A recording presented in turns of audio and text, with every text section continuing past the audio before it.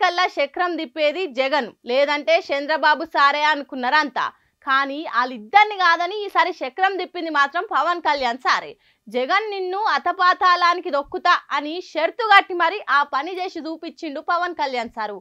కూటమి విజయానికి ఎన్ను బొక్క లెక్క నిలిచి అధికార పీఠం ఎక్కబోతుండు పవన్ కళ్యాణ్ సారు.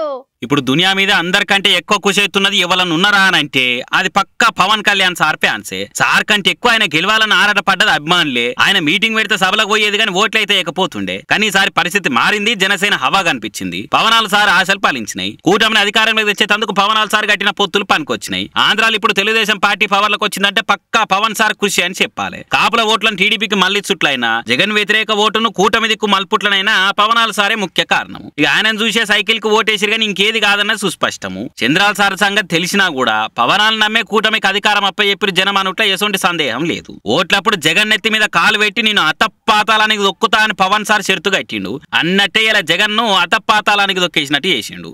బలి చక్రవర్తి కూడా వామనుని చూసి ఇంతేనా అన్నాడు. నెత్తి మీద కాలు పెట్టి బలి చక్రవర్తిని అధాపాతాళానికి తొక్కుతున్నప్పుడు తెలిసింది ఎంతో అని. ఇంతింతై వటుడింతై నభో వీధిపై నంతై తోయిద మండలాగ్రమునకంతై వామనవతారాన్ని చూపిస్తుంది జనసేన. జగన్ గుర్తుపెట్టుకో, అధాపాతాళానికి తొక్కకపోతే నా పేరు పవన్ కళ్యాణే కాదు, మా పార్టీ జనసేనే కాదు, మర్చిపోకో. పోయినసారి కంటే సగంలో సగం సీట్లు కూడా రానికుంటే చేసిండు. పవనాలు 3 పెళ్లిళ్ళు చేసుకుంటాను వైసీపీలు ఎక్కిరిచ్చిర్రు. పాలిటిక్స్ తెలియదని పక్క నవ్విర్రు. ఇప్పుడు వాళ్ళ పంకరెక్కలను పీకేసారే ఎరగొట్టింది చూసి ఏడుపే మిగిలింది వాళ్ళకు. మొత్తానికైతే ఆ దెబ్బతోటి పవనాలు సార్ ఫ్యాన్స్ అయితే ఫుల్ హ్యాపీగా ఉన్నారు. పొరి బీజేపీలో ఓవర్ కాన్ఫిడెన్స్ కొంప ముంచిందా?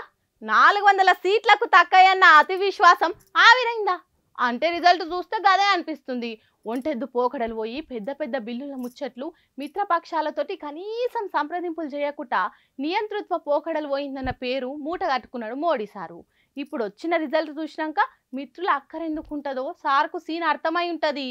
మోడీ సార్ ఓట్లకు ముందు ఎన్డీఏకు 400 సీట్లు వస్తాయని ఎన్ని పొంకరాలు కొట్టిండు ఏం కథ. ప్రత్యేకంగా పిలిచి మరీ అనుకూల మీడియా హౌస్లకు ఇంటర్వ్యూలు ఇచ్చిండు. కానీ గ్రౌండ్ రియాలిటీ అంత లేదన్నది ఫలితాలు చూస్తే తెలుస్తున్నది. 10 ఏళ్లు ప్రధానిగా ఉన్న మోడీ సారు ఒకరిద్దరు సీనియర్ జర్నలిస్టులకు తప్పించి ఎన్నడూ మీడియా ముఖంగా మాట్లాడింది లేదు, ఎవ్వరి కలిసింది లేదు. గెలుపు ధీమా తగ్గిందనే ఈసారి ఆయననే కిందకి దిగి వచ్చిండు. ఇంటర్వ్యూలు చేసిండు, రోడ్ షోలలో తిరిగిండు, కాళ్ళు మొక్కిండు, సభలకు పోయిండు. మోడీ సార్ ధీమా చూసి అందరు నిజంగానే 400 వస్తాయా ఏందన్నా మీరు. అయితే రొటీన్ కు భిన్నంగా మోడీ సారు అమిత్ షా సార్ల పోకడలు చూసి నార్త్ లేదో తేడా కొడుతుందన్న ప్రచారం జరిగింది. ఇప్పుడు రిజల్ట్ చూస్తే అదే బయటపడ్డది. యూపీ మీదే గట్టి నమ్మకం పెట్టుకున్న బీజేపీలను అక్కడ సమాజ్వాదీ కాంగ్రెస్ పార్టీలు గట్టి దెబ్బతీసినాయి. మెజార్టీ ఉందని బీజేపీలు ఏకపక్షంగా బిల్లులు పెడుతుండే. కానీ ఇప్పుడు అంత సీన్ లేకుండా అయిపోయింది. మిత్రపక్షాల సాయం లేకుండా ఒడ్డెక్కుడు కష్టమైన సీన్ క్లారిటీకి వచ్చేసింది. ఒంటెద్దు పోకడలు పోయి రాజ్యాంగానే మారుస్తామన్నారు. చుట్టుముట్టున్న దేశాలతోటి వైరం పెట్టుకున్నారు. మోడీ గొప్పోడని చెప్పుకునేందుకు ప్రచారాలు చేసుకున్నారు. కానీ ఇప్పుడు ఆ పప్పులు ఏం ఉడకలేదన్న ముచ్చట ఈ రిజల్ట్ తో బయటపడ్డదని మస్తు మంది సోషల్ మీడియాలో కామెంట్లు పెడుతున్నారు.